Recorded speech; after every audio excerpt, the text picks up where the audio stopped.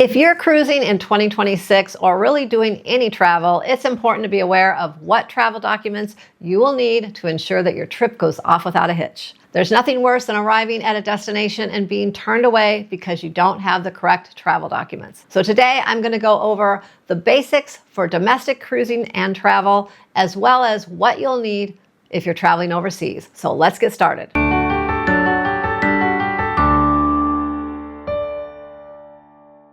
Hello, I'm Sharon from Sharonatsea Travel. Welcome to my YouTube channel. If you enjoyed today's video, please consider subscribing and coming back and checking out more of our cruise and travel content. Let's get started with the basics. If you're traveling domestically here in the US and you are flying to your destination, make sure you have an acceptable form of ID. I recommend either a current US passport book or a real ID compliant driver's license.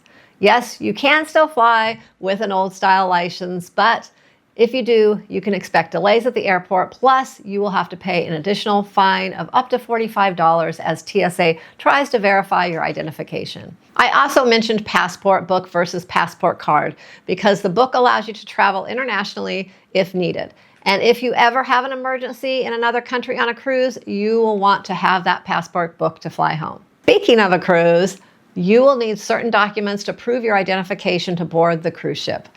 You can use a passport book to board the cruise, which is the preferred method. Just make sure that the passport is valid at least 6 months beyond the planned return date.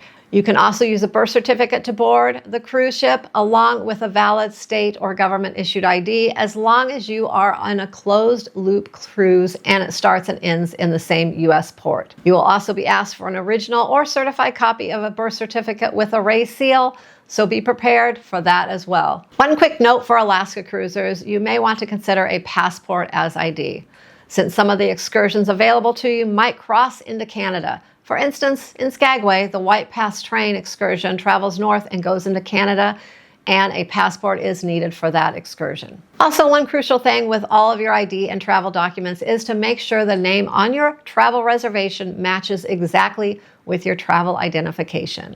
I have seen people run into major hurdles and be denied boarding cruise ships and flights when they are missing middle names, married names, or even entered their common name on the reservation instead of their formal name. Finally, when it comes to traveling with minors, make sure you are aware of the cruise line's requirements. Most will require a photo ID for kids 16 and over, as well as a birth certificate or a passport for all minors. For domestic and air travel, kids under 18 usually will not be required a photo ID, but traveling internationally, everyone traveling will require a passport book. For any unique situations with minors, like traveling with non-related children, or maybe there's some custody issues, research any additional documents you might need to avoid any problems at check-in. These are the basics for traveling domestically, so if cruising from the US and returning to the US, this should have you covered. Now, if traveling overseas for a cruise, you may need a few extra travel documents. First, a valid passport book is required for all international travel, again ensuring it is valid for at least 6 months beyond your return date.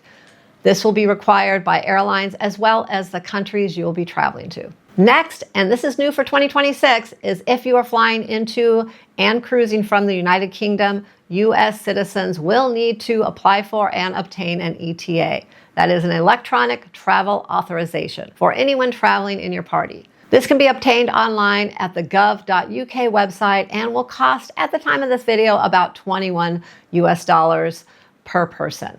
Make sure all the information entered matches exactly with your travel ID documents. Even if the UK is just a layover on your way to another country, you may need to get a UK ETA, especially if you will be exiting the airport or rechecking bags and going through customs. Please research this ahead of time to ensure you are ETA compliant for your stop in the UK. Another expected document you will need in 2026 is the EU ETIAS, which is clearance from the European Travel and Information Authorization System for visa-exempt U.S. citizens. This authorization has been in the works for a number of years and has been delayed a number of times as well. It is expected to be in place by mid-2026 for anyone traveling within the EU Schengen area, which includes about 29 European countries. At the time of this video, this is not a requirement, but please be aware of this clearance authorization for future travels. Before any other international travel, please do your research. You can refer to the website travel.state.gov and follow the international travel checklist. Also, check government websites for the countries that you'll be traveling to. You will find a number of overseas destinations that will require some sort of travel authorization paperwork to be completed prior to arrival. And lastly, the cruise line will offer some direction regarding travel documents, and on occasion, for some destinations, the cruise line will arrange for paperwork to be completed on board the ship. I also recommend taking a few extra photocopies of your passport, as some destinations might require this, and don't be surprised if the cruise line asks to collect your passport, as this can sometimes be required for certain destinations as well. That's another reason those extra photocopies can come in handy. Now, I know this might sound like a lot to worry about, but once you have all of your travel documents all figured out and in place, the only thing left to worry about is how much fun you're going to have on your vacation. If you are looking for an experienced travel agent to help you book your next cruise from any port, anywhere, any cruise destination, please consider sending me an email at sharonatsea@gmail.com, and we can start planning your next cruise vacation today. I hope this video was helpful and makes you feel a little less stressed as you're getting all of your documents together for your next vacation.